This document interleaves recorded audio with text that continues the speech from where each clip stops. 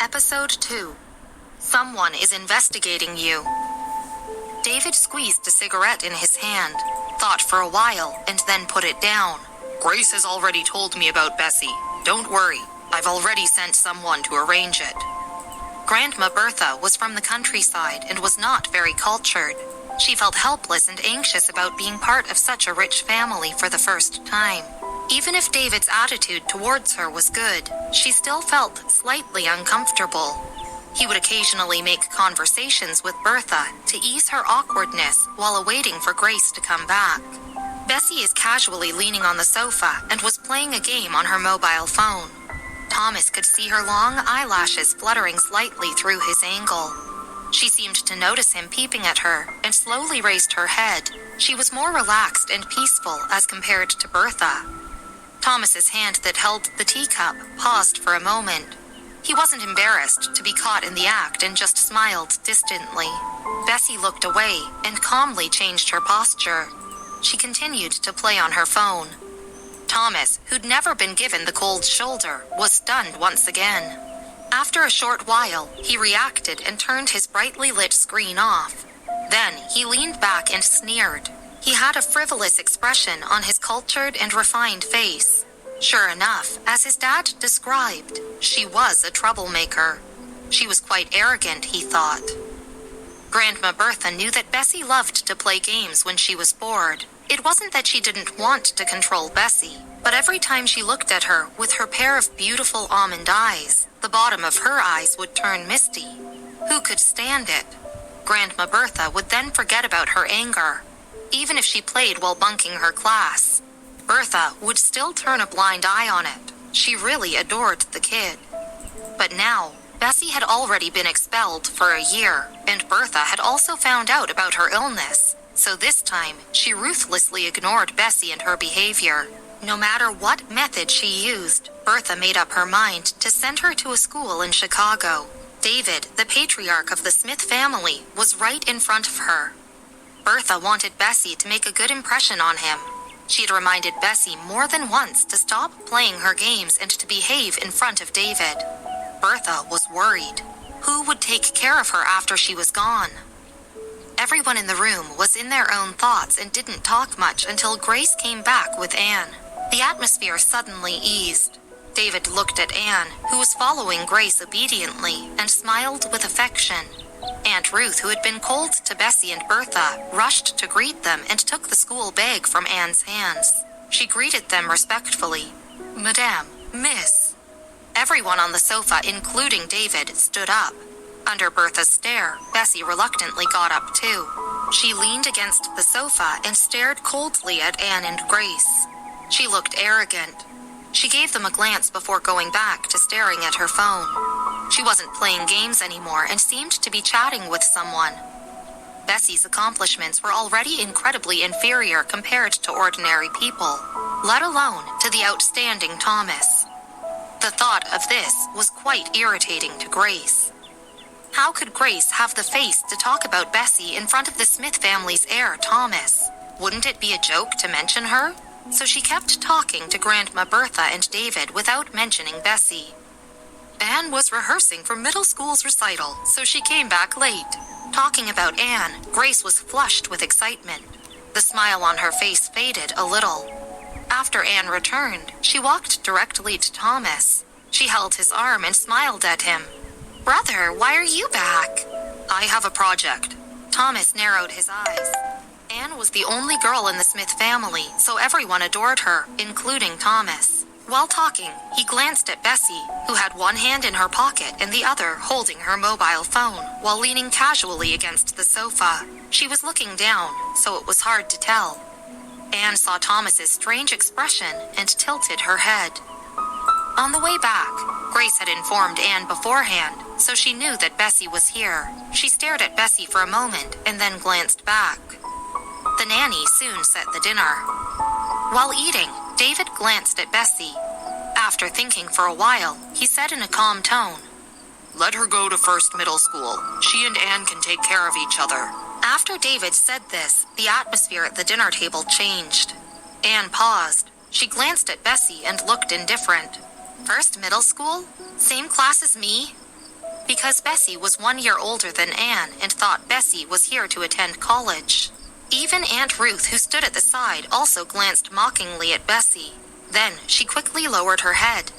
Grace's face was a bit stiff. She had never felt so shameful after being a part of the Smith family for so many years. But David's expression was the same. He said in a mild tone, "Your sister has to repeat her 3rd year due to some issues. Her grades couldn't possibly be good if she had to repeat her 3rd year." "Oh, I see." Anne smiled and nodded and stayed silent after that. Everyone in the Smith family knew that Anne had been among the top 5 students in her class. Grace intended for Bessie to be put into a private school and hadn't expected David to let Bessie go to First Middle School. Everyone knew that that school was the best one in Chicago. To put a person like Bessie with such a bad record and grades into First Middle School, David had to spend a lot of time and owe the principal a favor. They only had top students. A student like Bessie would be unusual. But it isn't easy to get into First Middle School.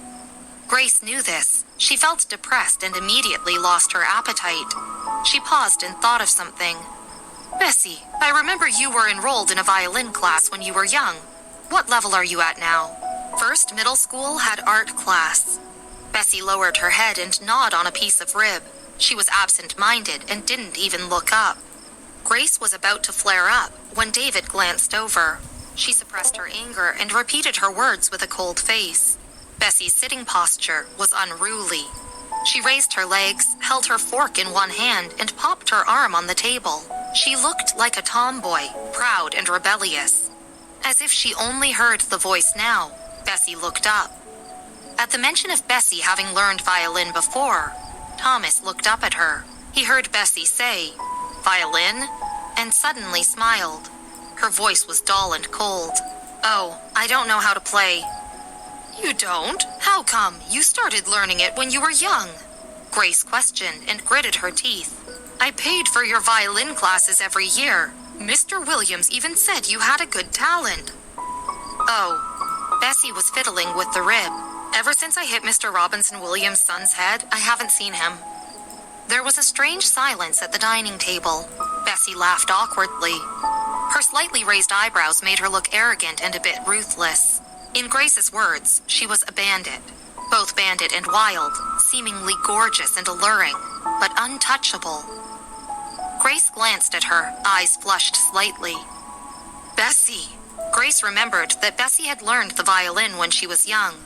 Since she wasn't good at studying, she could just change her path and take on arts. She didn't expect Bessie to take the initiative. David had seen Bessie's record in the afternoon. He knew she was a troublemaker, but didn't expect her to be so full of thorns. Aunt Ruth brought a cup of tea for Grace. Grace sighed, drank it, and stopped mentioning the matter. But her tight back showed that she wasn't in a good mood. David was busy with his business and naturally didn't have the spare time to spend around Grandma Bertha and Bessie. Or maybe he thought it wasn't necessary. After dinner, they all dispersed. When Anne obediently told Grace she was going upstairs to play the violin, Grace looked at her younger daughter and her older daughter. Both were obviously her children, but how could the difference between them be so big? "Go stay with your grandmother on the 3rd floor for the time being. I'll let Aunt Ruth clean up another room for you later." Grace frowned and tilted her head slightly. She suppressed the anger in her heart and lowered her voice. "Other than the bathroom, the 2nd floor has your sister's piano room. Don't bother her over nothing." As soon as Anne left, the tenderness on her face faded. Bessie leaned on the staircase and nodded her head indifferently. Since Bessie's attitude was fairly obedient, Grace's sullen expression finally eased. After all, she was her daughter and she still had feelings for her. Grace said a few things to Grandma Bertha before turning around to see that Bessie had her phone out again. She frowned and was about to nag at her, but it just so happened that the piano room on the 2nd floor wasn't fully closed, and the melodious and gentle violin sound floated out. Grace was relieved and said to Aunt Ruth, "It seems that Anne will go to 10th grade soon. Bessie, learn from your sister more. There should be a beginning and an end to everything." Her words turned to Bessie again. Bessie stared at the 2nd floor, rolling her eyes. She turned and went upstairs, ignoring Grace. Grace pointed at her back with a flushed face. She thought about just how Bessie had slammed a brick again and again on her head. Grandma Bertha frowned, but was reluctant to fault Bessie, so she could only calm Grace down. Upstairs, the nanny had already taken Grandma Bertha's things to the next room. Bessie took a bath and, before her hair was completely dry, she tied the straps of her bathrobe while reaching out for the new-looking computer from her backpack. Next to the computer was a heavy mobile phone, which looked different from the mobile phone she usually played games on. She didn't look at the phone, just pressed her towel on her head and placed the computer on the table. As soon as she opened the computer, the desktop screen appeared. The computer desktop was empty, except for the desert background. There was only a white mouse arrow and no other icon could be seen. It was a very warm yet oppressive desert color. Bessie pressed a few keys, then got up and poured a glass of water. She sat on the chair with a glass of water and a face appeared on the computer screen. The other person was wearing a white shirt, holding a cell phone in one hand and a medicine box in the other.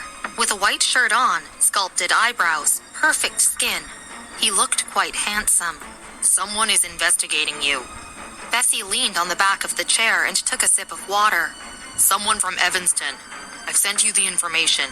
Who was this person and why would they investigate a small-town teenage girl? At the age of 6, Bessie already knew that she was different from the others after finishing her elementary school course.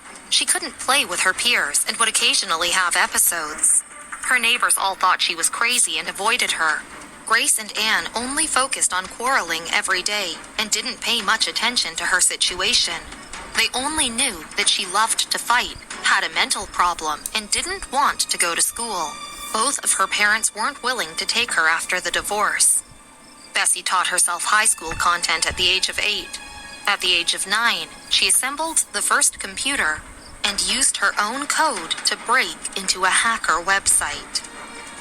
Will Mrs. Smith ever appreciate or acknowledge Bessie's talents or her presence? Will Bessie continue to hide her reality and endure more pain and insults during her stay at the mansion?